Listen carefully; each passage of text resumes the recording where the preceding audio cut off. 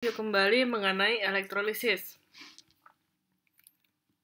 Nah, ini adalah bagan untuk mengetahui reaksi apa yang terjadi di katoda maupun di anoda. Kita tahu ya, kalau di sel volta kita mengetahui reaksi yang terjadi di katoda maupun anoda bisa menggunakan tabel. Karena kita online, pada saat ujian kalian bisa melihat tabel. Open, segala open ya. Tapi bukan open teman kalau ujian ya, open PPT maupun open buku yang pernah saya kasih ataupun materi-materi yang ada di e-learning. Oke, kembali ke sini. Kalau di sel elektrolisis, reaksi yang terjadi di katoda dan anoda itu berbeda. Tidak selalu sesuai dengan di tabel periodik atau tabel tadi ya, potensial energi. Nah, saya ulang, kalau di sel elektrolisis kita harus menguraikan dulu ion-ion di elektrolitnya. Kemudian kita lihat siapa yang menjadi anoda, di mana anodanya berkutub positif. Dan kita lihat anodanya apakah dia logam inert maupun non-inert. Kalau dia non-inert, maka yang bereaksi adalah si elektroda tersebut, si logam tersebut. Ya. Kemudian dia teroksidasi ya, lepaskan elektronnya menjadi ion bebas pada si logam. Sedangkan apabila elektroda logam di dalam anoda adalah inert, platinum, karbon maupun emas seperti ini, maka yang bereaksi adalah si elektrolyte-nya. Maka cek anion pada elektrolyte. Apakah dia poliatomik atau bukan? Kalau poliatomik, maka yang bereaksi adalah airnya. Karena di sini biasanya pakai larutan ya. Kemudian cek lagi, kalau dia bukan poliatomik, maka apakah dia golongan halida atau oksigen? Kalau bukan juga, apakah dia golongan basah atau kelompok basah anionnya?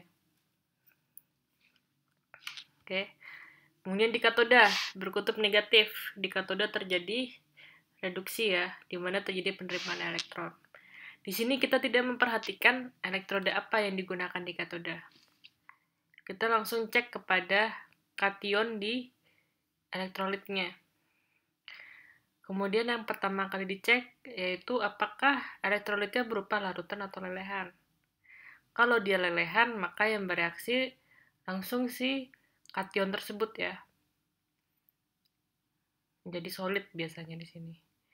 Kalau dia bukan lelehan, maka dia larutan, maka mungkin solvennya yang bereaksi seperti air.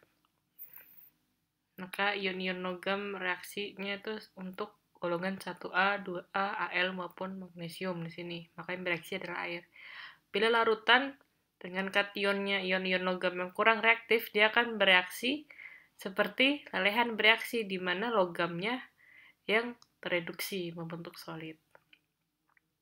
Apabila dia bukan golongan 1, 2, dan maupun ion logam kurang reaktif, tapi dia golongan atau termasuk kation asam H+, maka akan terbentuk gas hidrogen.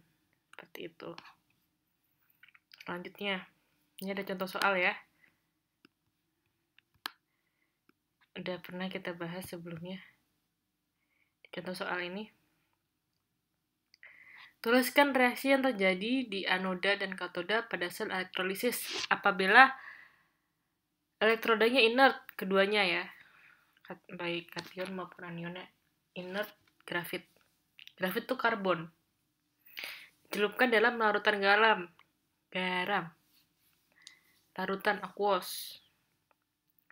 Nah, maka yang terjadi adalah pertama kali adalah penguraian ion-ion pada elektrolyte. Kalian harus tahu mana yang kation, mana yang anion. Oke?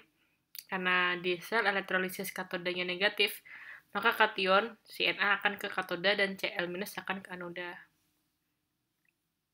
Nah, karena dia grafit, karbon, maka dia inert. Maka yang bereaksi adalah anion dari si elektrolit tadi golongan Cl- ya. Halida, maka yang bereaksi adalah si Cl-nya, anion Cl membentuk gas klorin dan melepas 2 elektron. Kemudian yang tadi karena dia berbentuk larutan NaCl, natriumnya itu golongan 1A, maka yang bereaksi adalah air, menghasilkan gas hidrogen. Jadi dengan mencelupkan grafit ke dalam larutan garam akan menghasilkan gas hidrogen dan gas klorin. Bener ya? Akan menghasilkan gas hidrogen dan gas klorin, di mana di katoda yang bereaksi adalah pelarutnya si air, dan di anoda yang bereaksi juga si anion dari elektrolitnya. Ini adalah overall reaksinya. Seperti itu.